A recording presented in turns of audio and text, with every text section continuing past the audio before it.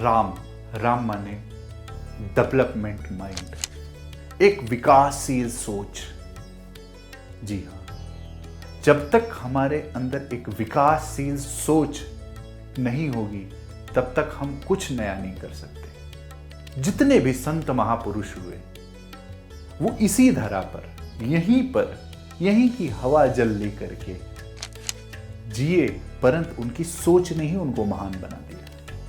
उनकी डेवलपमेंट, विकासशील सोच ने ही उनको महान बना दिया। राम जी में ये थी। राम जी कभी भी दोष नहीं देते थे, ना परिस्थितियों को और ना प्रकृति को। आज हम अपनी परिस्थितियों को दोष देते हैं। 14 वर्ष वनवास हुआ, राम जी ने सहर्ष स्वीकार किया। क्यों? क्योंकि राम जी सदैव लक्ष्य को पाने के लिए लालायित रहते थे। हम क्या करते हैं? हम एक बड़ा लक्ष्य निर्धारित कर देते हैं और हम सोचते बस अब बिना इसी को पाना है। ऐसा नहीं। लक्ष्य बड़ा निर्धारित कीजिए, परंतु उसका डिवाइडेशन कीजिए, उसको टुकड़ों में बांटिए। राम जी जन्म लिए, उसके बाद ताड़का को मारे, फिर सुबाहु को, फिर धनुष भंग, फिर अहिल्या इत्यादि पूरा करते करते सबरी, केवट इत्यादि सारे लक्ष्यों को जोड़ते, लोगों को जोड़ते जिसके कारण जन्म लिए थे, रावण को अंत में मारे। हम क्या करते हैं? कृष्ण जी ने भी यही किया।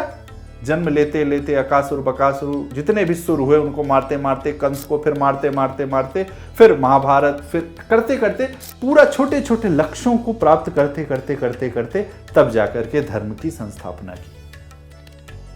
इसे कहते हैं सक्सेसफुल लीडर। बिजनेस में हो, परिवार में हो, सफलता तब मिलेगी जब आप लक्ष्य का डिवाइडेशन निश्चित करें। किसको क्या करना है, करेक्ट वर्क असाइनमेंट जिसे कहते हैं। एक अकाउंटेंट को आप साइड पर इंजीनियर नहीं बना सकते। भरत जी का जन्म हुआ था भरण और पोषण के लिए। राम जी ने शत्रुघ्न जी को नहीं बनाया, शत्रुघ्न जी को शिक्षा नहीं दी।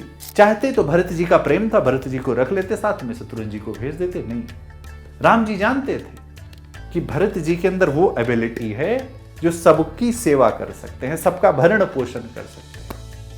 इसलिए जाकर नाम भरत अस होय, क्या विश्व भरण पोषण करे जो। उनका जन्म ही इसीलिए उनको मुखिया मुखसो चाहिए। एक राज्य में कैसे चलाना है उसका शिक्षा दिया। लक्ष्मण जी का जन्म सेवा के लिए हुआ था, इसीलिए लक्ष्मण जी को अयोध्या नहीं भेजा।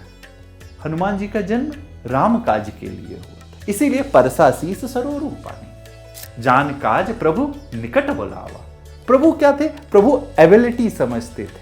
हमको आपको एक परिवार के भी यदि हम मुखिया हैं तो हमको आपको सबको समझना पड़ेगा। हमारा एक भाई यदि मैनेजमेंट में अच्छा है तो उसको मैनेजमेंट में। आज बच्चे के ऊपर हम बोझ बन जा रहे हैं। पेरेंट्स बच्चों के सहायक नहीं हो रहे हैं, बच्चों के संघारक हो रहे हैं। उसका कारण है आपका पड़ोसी, आपके रिलेटिव्स के बच्चे।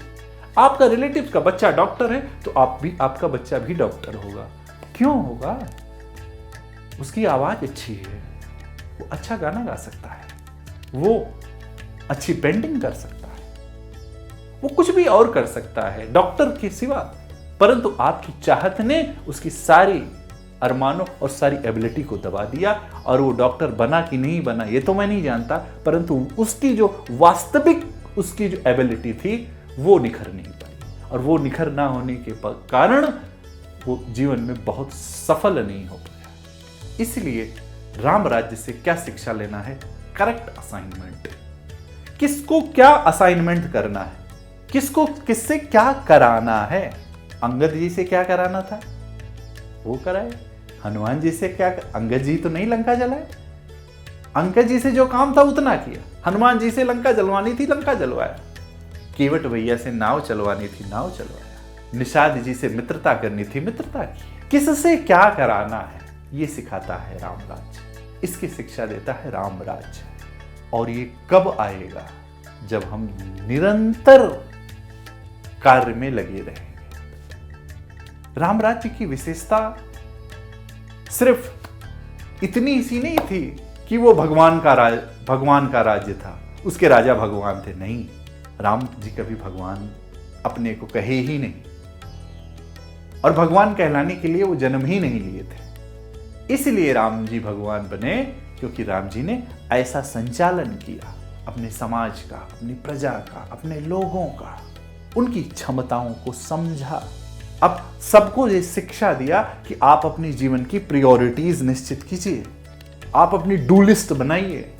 हम पढ़ते हैं तो हमें अपनी डू लिस्ट बनाना है। जैसे हमें टाइम टेबल मिलता है कि मंडे ये क्लास होगी, ट्यूसडे मंडे टू सैटरडे, बच्चों का हो जाता है ना, आज की इंग्लिश, आज पेंटिंग, आज ये, आज मैथ है, आज ये। उसी प्रकार हमें अपने जीवन की प्रायोरिटीज निश्चित करने पड़ेंगे, हमें अपनी डू लिस्ट बनानी पड़ेगी। और डेली मॉर्निंग में यदि आप एडवांस में वीक की डू लिस्ट बना लेंगे, आपको कभी जीवन में कोई असफल कर ही नहीं सकता, आप अनसक्सेसफुल हो ही नहीं सकते। जितने भी सक्सेसफुल लोग हैं उन्होंने अपनी डू लिस्ट बना रखी, मॉर्निंग में उठते ही उस डू लिस्ट को फॉलो करते हैं। आप भी यदि सफल होना चाहते हैं तो डू लिस्ट बनाइए, अपनी, दूसरों की नहीं। हम दूसरों की डू लिस्ट बनाना चाहते हैं, इसीलिए हम असफल होते हैं। हम अपनी डू लिस्ट बनाएं, उसको फॉलो करें। राम जी अपनी डू लिस्ट बनाते थे, उसको फॉलो करते थे और फिर उसको देख देख कर सब लोग फॉलो करते थे। यह है राम राज्य की विशेषता।